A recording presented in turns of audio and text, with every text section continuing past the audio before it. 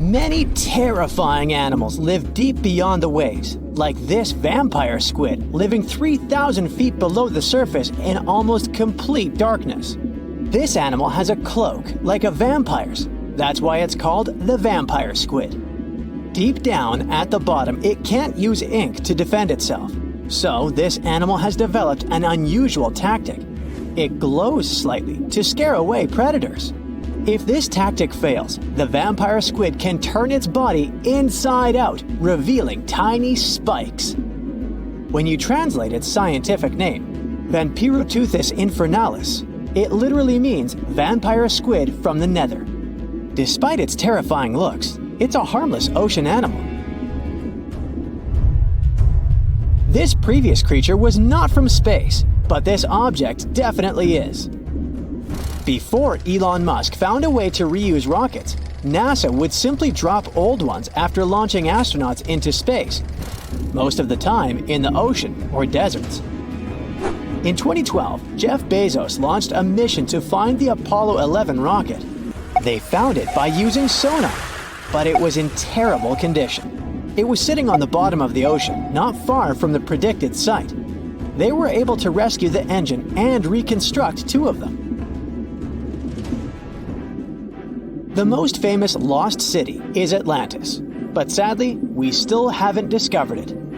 However, Heraklion was also just a myth until one British pilot saw something that looked like a city while flying over the Mediterranean Sea.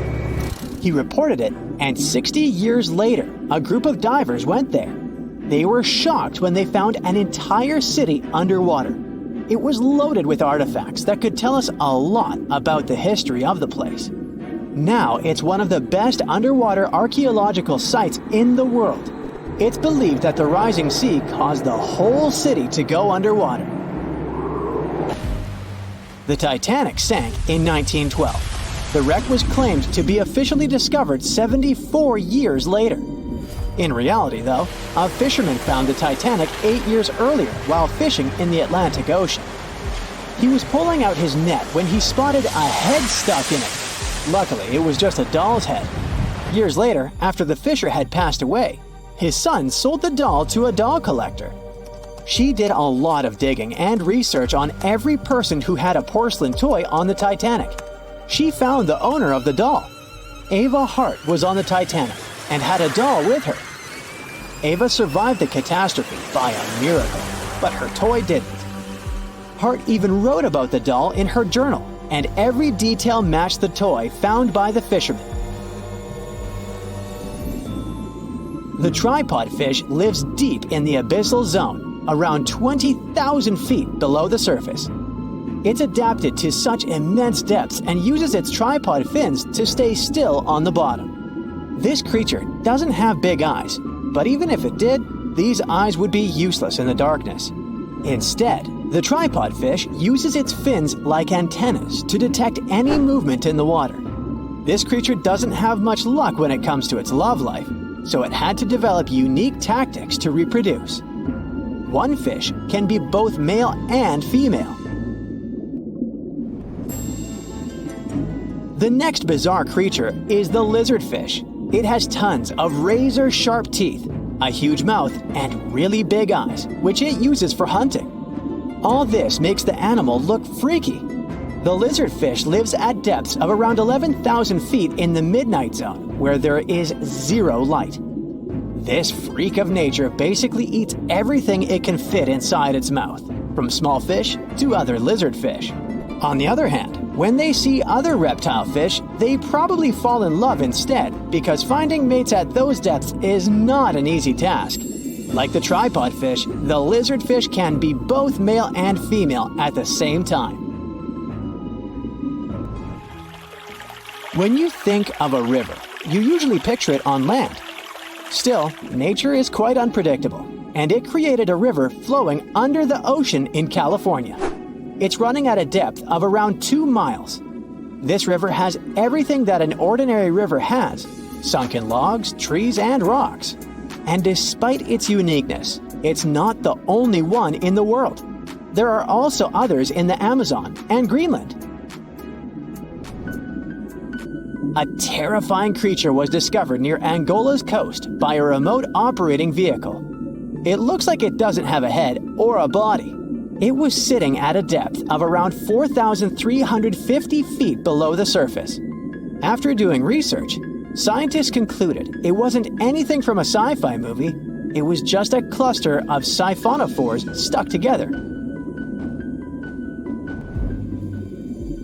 In 2015, some random guy was diving in Scarier, and something shiny caught his eye. He reached out, grabbed it, and realized it was a gold coin. After that, he examined the bottom and found out that there were many more. He reported the incident to the local authorities, and they concluded that he had found Arabic treasure. The coins were made of solid 24-karat gold and were a few thousand years old, but due to the perfect salinity and temperature, they looked brand new. The coins belonged to a ship carrying cargo. It was caught up in a storm and unfortunately sank. One of the weirdest things ever discovered was found in the Baltic Sea. It's an anomaly that looks as if it was created by a different civilization. It was discovered by Swedish researchers, and they basically had no idea what it was. They had to ask tons of other scientists for their opinions. When you look at this formation from above, it's 200 feet long and looks exactly like a fallen spaceship. It's hard to believe that it's a natural formation, but spoiler alert, it's totally made by nature because the Baltic Sea has gone through many erosions throughout history. Most likely, the bizarre formation is the result of these processes. A group of divers in Madagascar were shocked when they found this 7-foot monstrosity of a knife on the seafloor. The speculation started immediately, and many said that the knife was from some giants that had fought megalodons and lived on Earth thousands and thousands of years ago. That could make a nice story, but the knife is most likely a movie prop that was lost at sea. One of the ocean's most bizarre animals is the frilled shark. It's believed that this fish is the reason for all those sea serpent stories that sea explorers of the past wrote about. These animals live pretty deep in the ocean, but sometimes they can be seen in shallow waters. It's super rare, but possible. The frilled shark has a big mouth sporting around 300 teeth. It also has a long body that looks like a lizard's, and it is truly a unique species of shark. Its prey can be half of its size because this shark's stomach is like that of a snake, and it can swallow huge fish or crustaceans. Spotting a few worms in your garden is no big deal, but after seeing a 26-foot-long one in the ocean, you will make your wetsuit a little wetter. This worm is super rare, and it's completely harmless to humans. It's actually not a giant worm. It's a cluster of zooids that are stuck together in a worm-shaped formation. They usually only eat plankton, bacteria, and other tiny things that can be found in the ocean.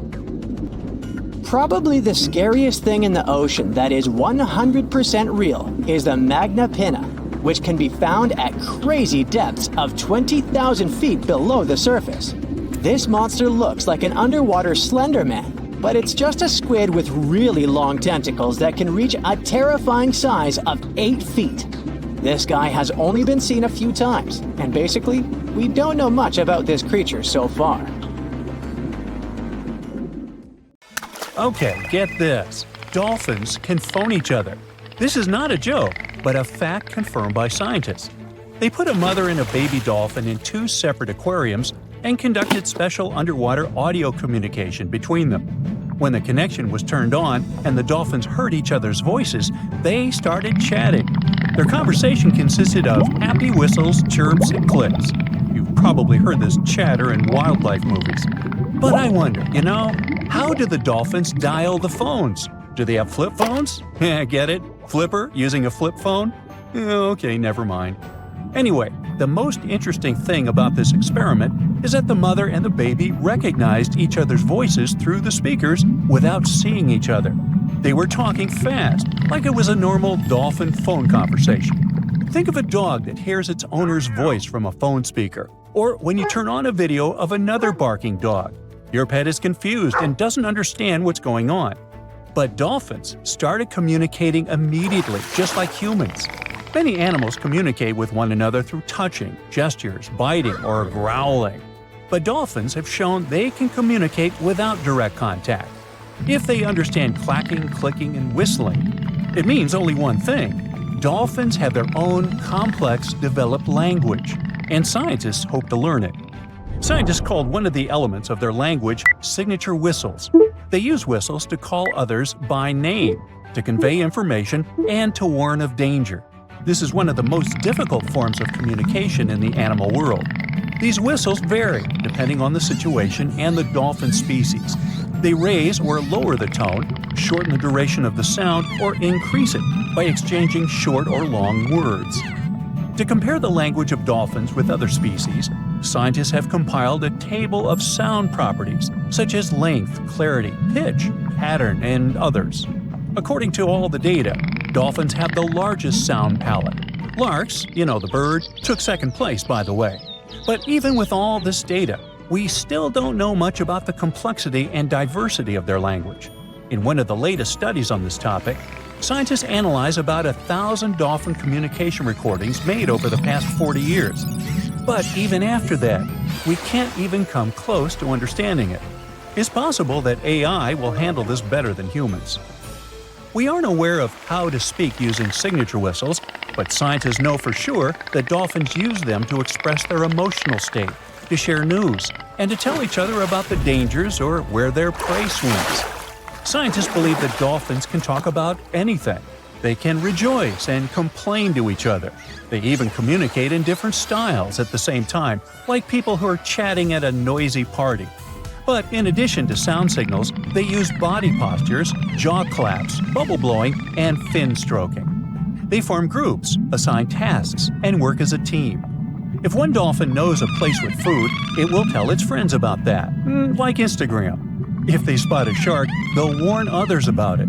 There was even a case where two bottlenose dolphins scared a spotted dolphin. A couple of days later, this dolphin returned to that place with its friends. It's like when some bad guy bullies you, and then you call your friends to help deal with him. What if we learn dolphins' language and find out that they're smarter than humans? What if they gossip about the human race and laugh at "Oh, brother, get a load of these dumb people. They're fighting each other over nothing. What do they spend their lives on? Why don't they just chill and enjoy life? They create too many problems for themselves. It's a good thing we're smarter than them and can just relax in the ocean. Yeah, dude, let's stay away from them." Or maybe they know a lot more about nature and the ocean than people do. What if they discuss the problems of the ocean and have unknown technologies? Of course, these are all theories, but just imagine how cool it would be if you could understand dolphins and respond to them using a special program. You could get yourself a good friend that's interesting to talk to and can take you for a ride in the waves. Ooh. Unfortunately, at the moment, it's still very unlikely.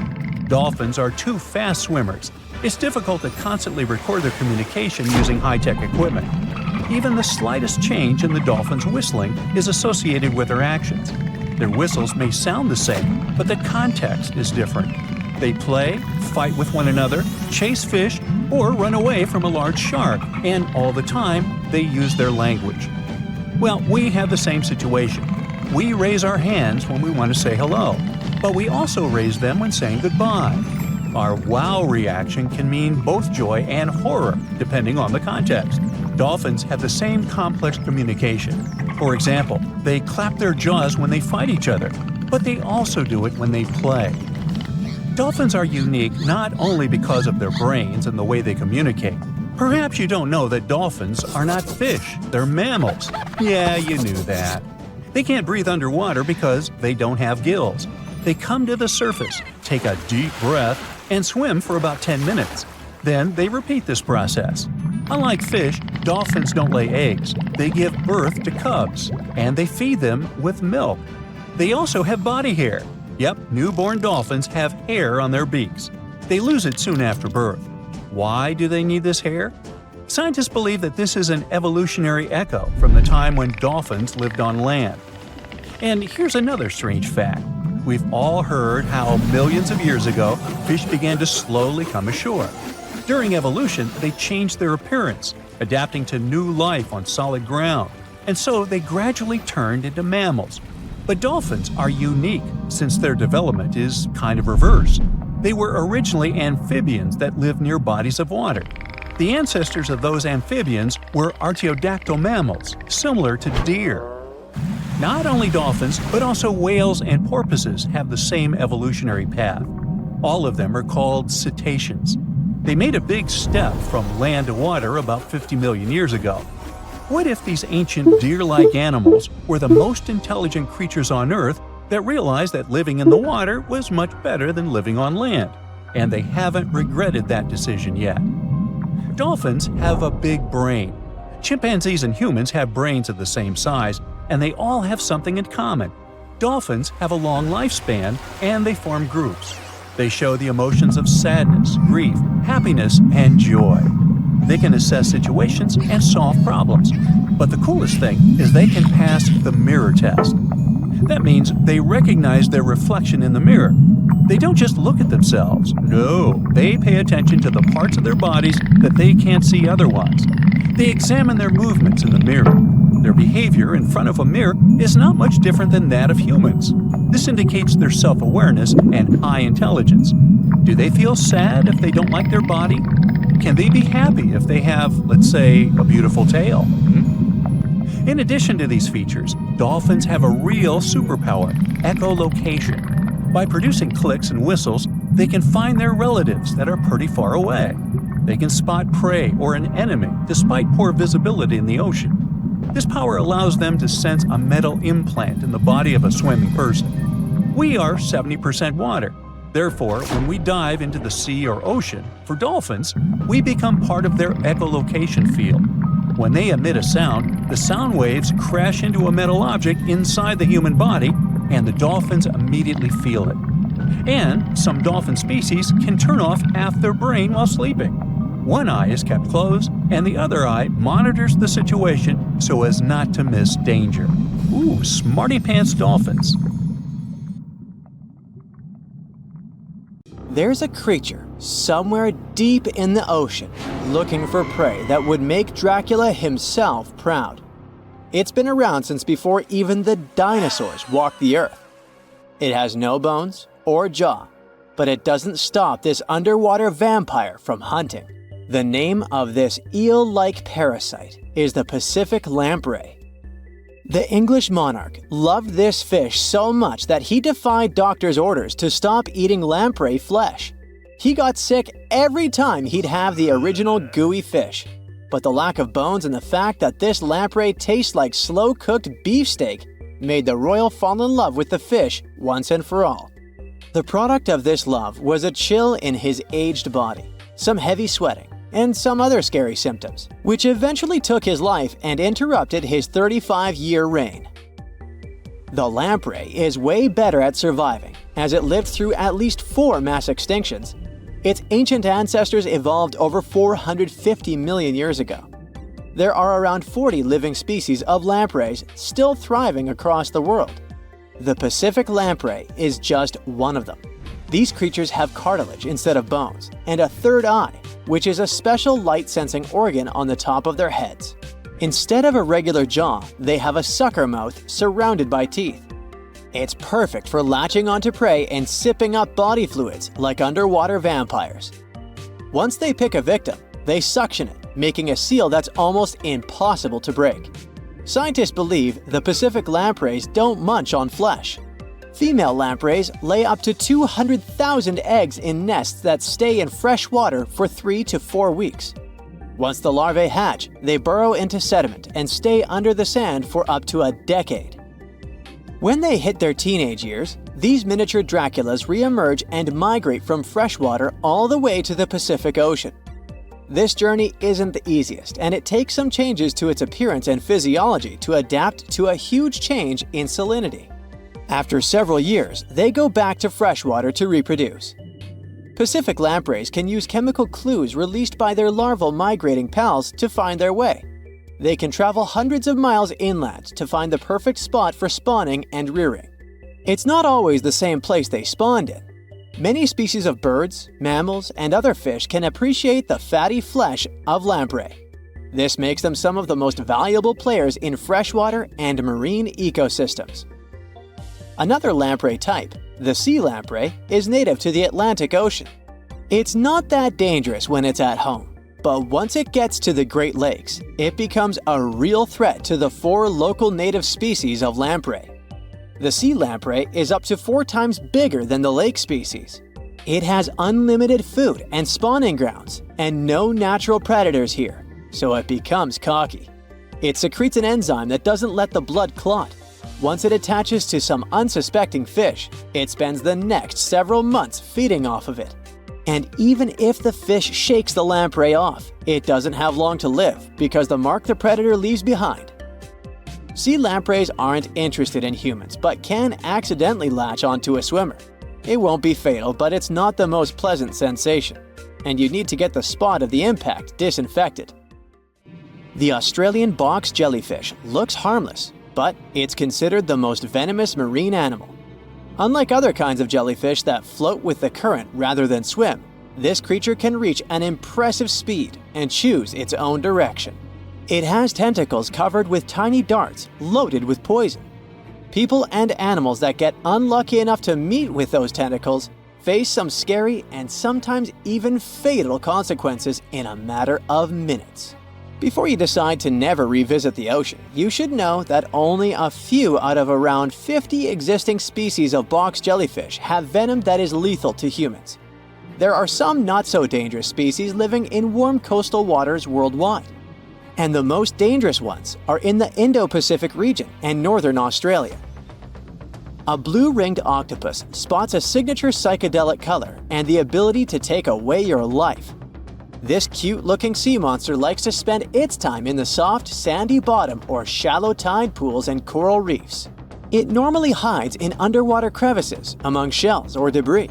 If you disturb it, the octopus will activate its tiny color-changing organs and demonstrate its blue rings as a warning signal. The next step will be releasing a venom 1,000 times more powerful than cyanide. This venom is more toxic than that of land mammals. The octopus normally uses it to hunt crabs, shrimp, and small fish by pecking them with its beak and paralyzing them. There is no known antidote for the venom, so if you ever see this sea creature, the best you can do is to stay away from it. It bites without any pain, so you might notice when it's too late. The good news is that it's not aggressive and won't go after you unless it's cornered.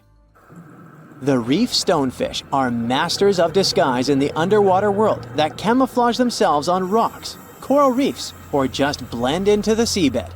They thrive throughout tropical marine waters of the Indo-Pacific.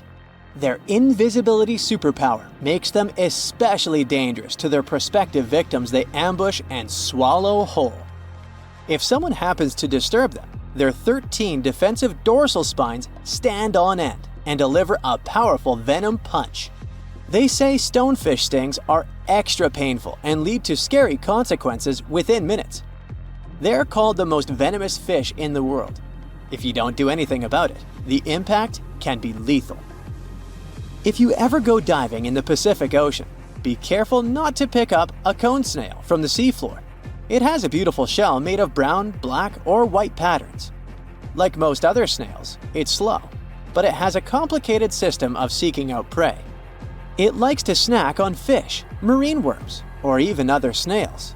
Once a cone snail senses food is near, it activates a sharp proboscis, or a needle-like protrusion from its mouth. The attack is swift and super potent. The victim doesn't even have time to realize what happened to them. Once it's completely incapable of moving, the cone snail swallows it whole. Humans aren't on its menu, but it can still release the venom if someone steps on it or disturbs it. The proboscis can even penetrate gloves. Luckily, only several out of over 700 species of cone snails can take a human's life. But since there's no antivenom, you better not risk it. All 52 known species of sea snakes living mostly in the warm tropical waters of the Indian and Pacific Oceans are venomous. The beaked sea snake even has the title of one of the world's most venomous serpents, but it's one of the few kinds that can pose a real threat to humans. Sea snakes prefer a peaceful coexistence and would rather slither away than engage in any confrontations. If you ever see them in the water, staying calm and moving slowly will save your life. Sea snake bites, although almost painless at the moment, can have varying degrees of impact. Some may only cause mild symptoms, while others can lead to severe outcomes. Most bite reports come from accidental encounters, like someone freeing them from nets or unsuspecting beachgoers stepping on them. Blue dragons rarely grow larger than the size of a grape. They like to swim belly up, so their brightest blues blend in with the ocean waters. And the silver front faces down and camouflages with the darker seabed. Blue dragons feed on another dangerous sea creature and store up their stinging cells. Their venom lives on even after the fish itself is no longer alive. That's why you should be extra careful and never pick up or step on them on the beach. Tiny microbes, basically ancient germs, have been frozen in Arctic ice for tens of thousands of years, just chilling there, since woolly mammoths were still walking around. And now, scientists think these little guys might wake up again if Arctic summers keep getting longer and warmer. Yep, you heard right. Zombie microbes. Great. These microbes have been stuck in permafrost, which is soil and ice that stays frozen solid year-round. The top layer melts a bit in the summer, but the really old stuff, those Ice Age microbes, are buried way deeper. They only thaw if things get really warm for months, not just a hot day or two. To study these microbes, the team went down to the Permafrost Research Tunnel near Fairbanks in Alaska, a long underground hallway 50 feet below the surface, carved right into the ancient frozen ground.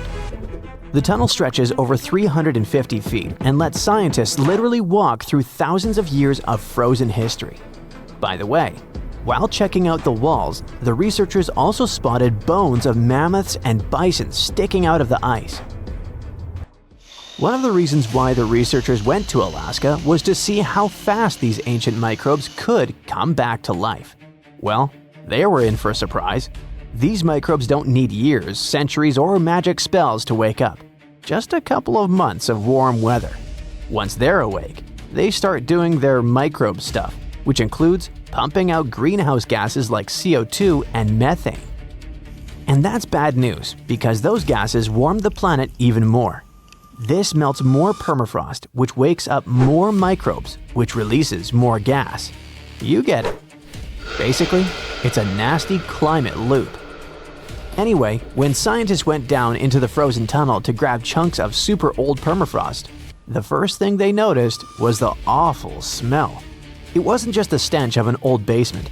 It was something has been frozen for thousands of years and is finally waking up bad.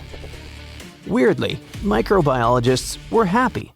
Such a smell is actually a good sign for them because it usually means tiny creatures, microbes, are still around. Back in the lab, the team soaked the frozen samples in the water that had a special kind of heavy hydrogen inside it. This helped them track what the microbes were doing later.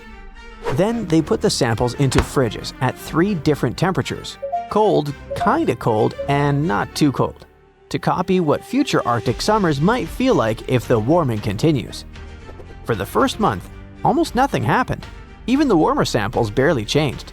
Only a tiny number of microbes started waking up. Basically, a microscopic trickle of activity. But a few months later, things got more exciting. Thanks to the heavy water, scientists could watch how much of it the microbes used to build their cell membranes.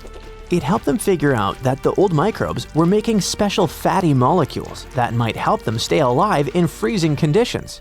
By the 6-month mark, the samples that were stored at the warmer temperatures had transformed completely. They became more active and started forming little slime layers. The scientists could actually see these layers even without a microscope. The whole community of microbes wasn't super diverse, but those that were active behaved just like modern microbes that live in unfrozen soil today. In short, those ancient microbes were definitely alive and got pretty energetic once the temperatures were warm enough.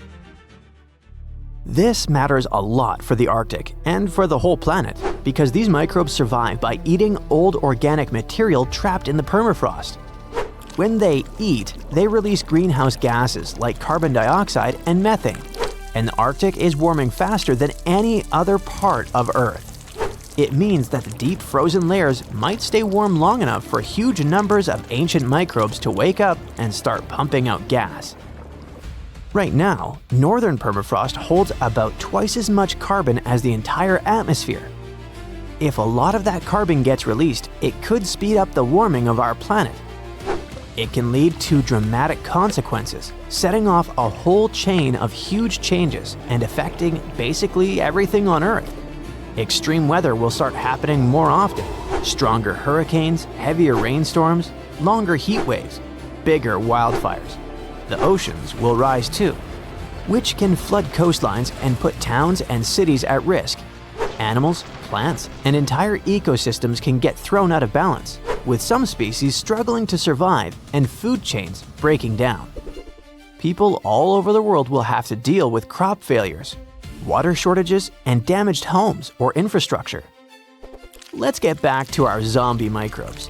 The thing is, the study only looked at them in one place in Alaska, but there's a massive amount of permafrost all over the world, in Alaska, Canada, Siberia, and many other places. And microbes in different regions might behave differently as things warm up. Scientists still have tons of work to do to figure out what's coming next. I bet you're questioning yourself. Could ancient viruses infect us?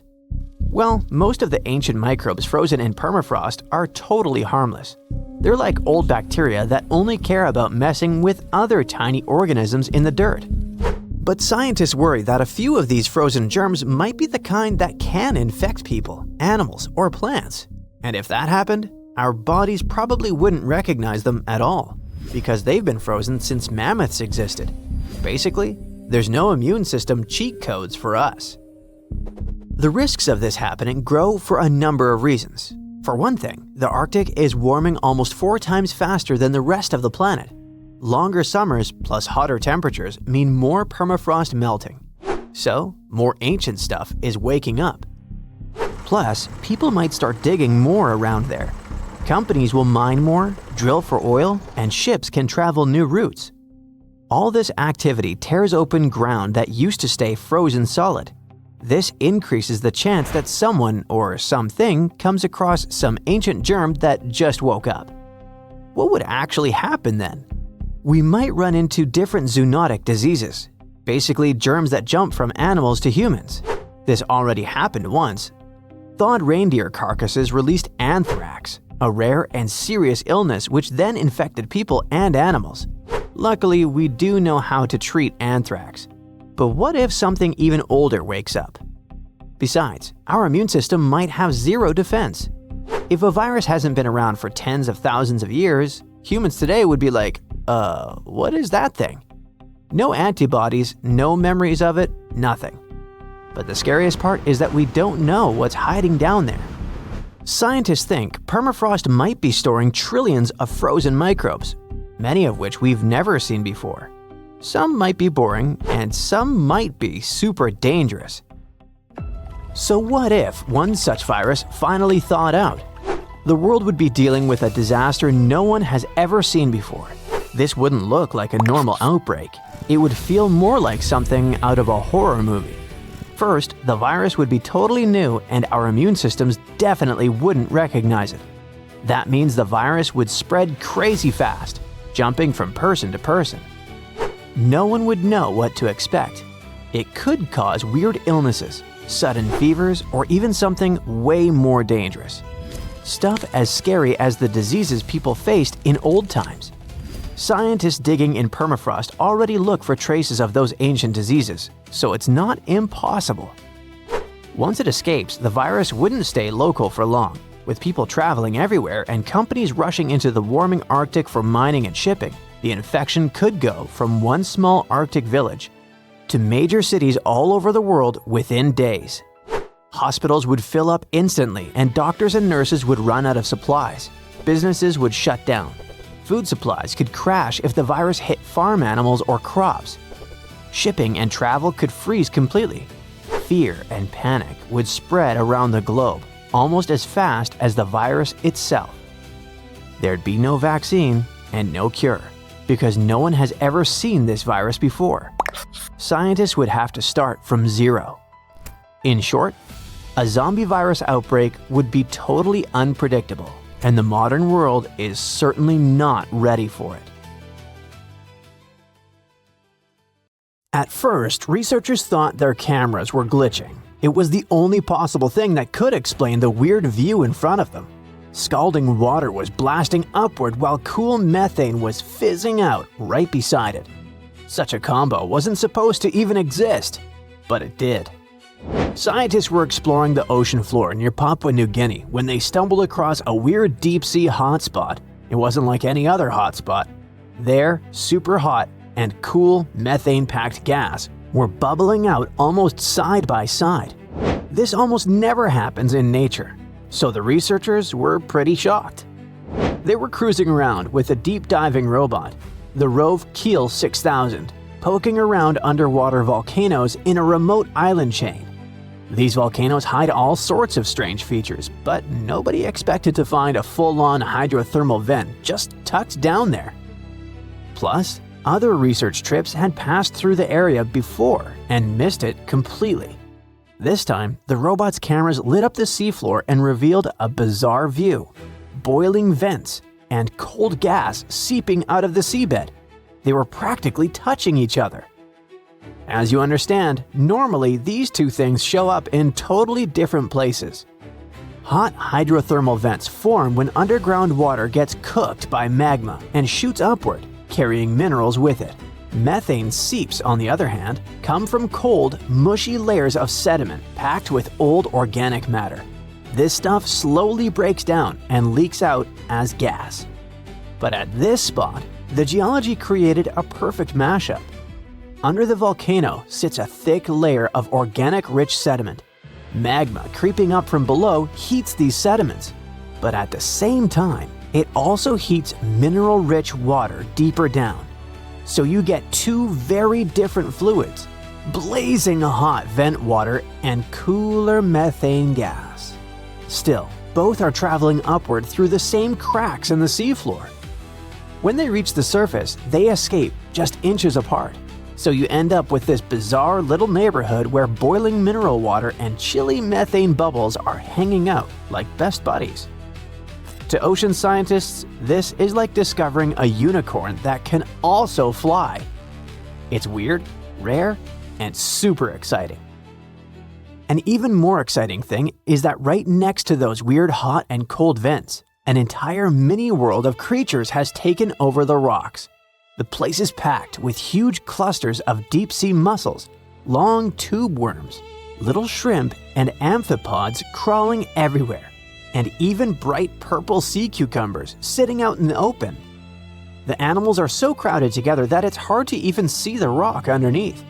Scientists are pretty sure some of these creatures are totally new to science, but they need a special trip just to identify everything living there. The strange mix of hot fluids and methane-heavy gas also changes the rocks themselves. The methane down there is super concentrated, while hot water coming from deeper inside the volcano brings chemicals with it. Together, they create unusual reactions underground. Because of this, metals like gold and silver have built up in the rocks, along with elements like arsenic, antimony, and mercury. It's like a chemical time capsule. The rocks show signs of an older, super hot phase when precious metals were forming. Today, the vents are cooler, but still active.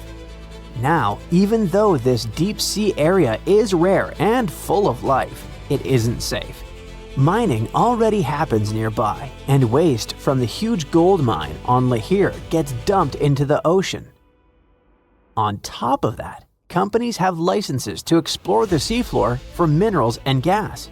All of this puts the fragile vent community in danger because many of the animals here can only survive in these exact conditions.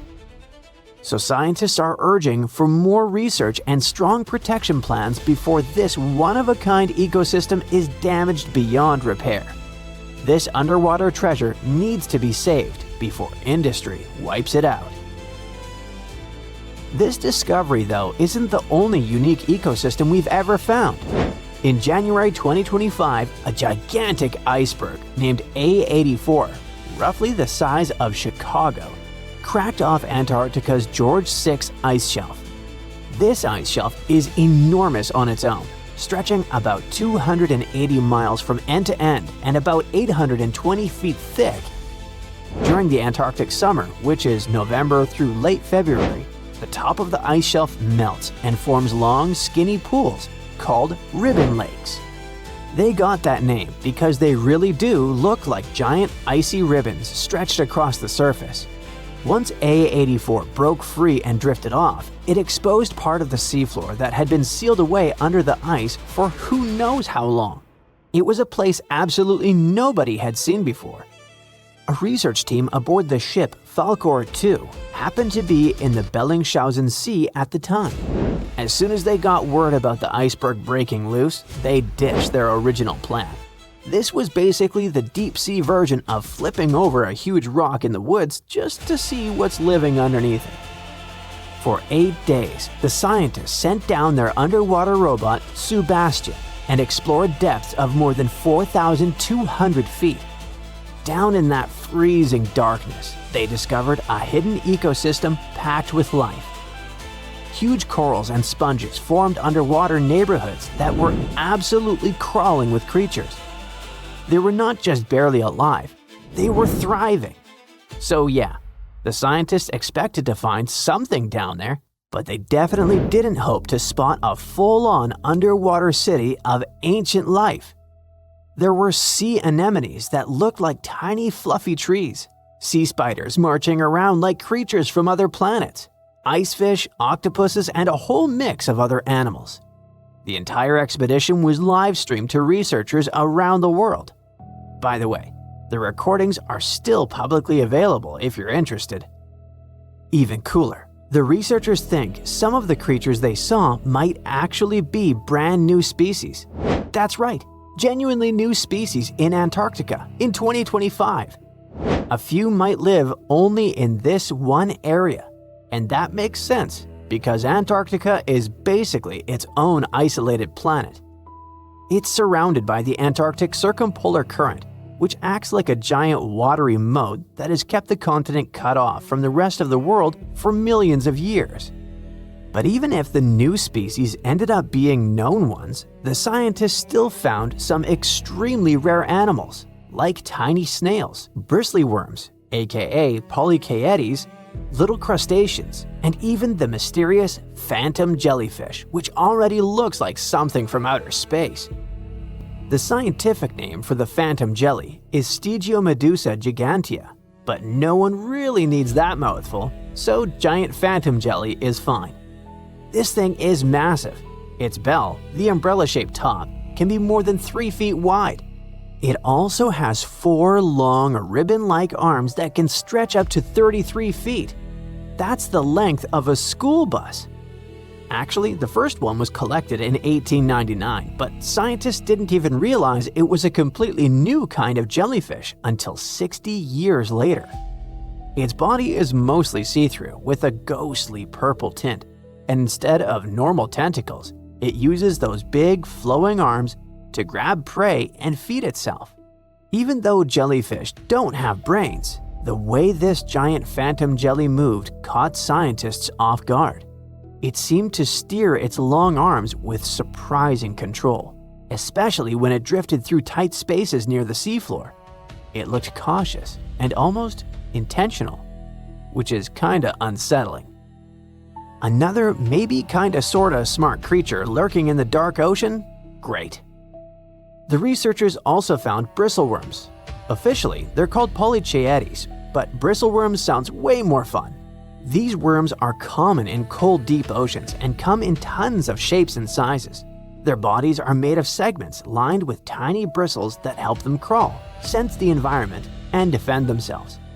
One standout is the Antarctic scale worm, which has shiny golden bristles that make it look surprisingly fancy for a creature living in freezing darkness. So, as you see, there are still tons of places and things on Earth that don't seem real or aren't even supposed to exist. And even with our level of technology, we're unlikely to figure out all the wonders the world has to offer in the near future.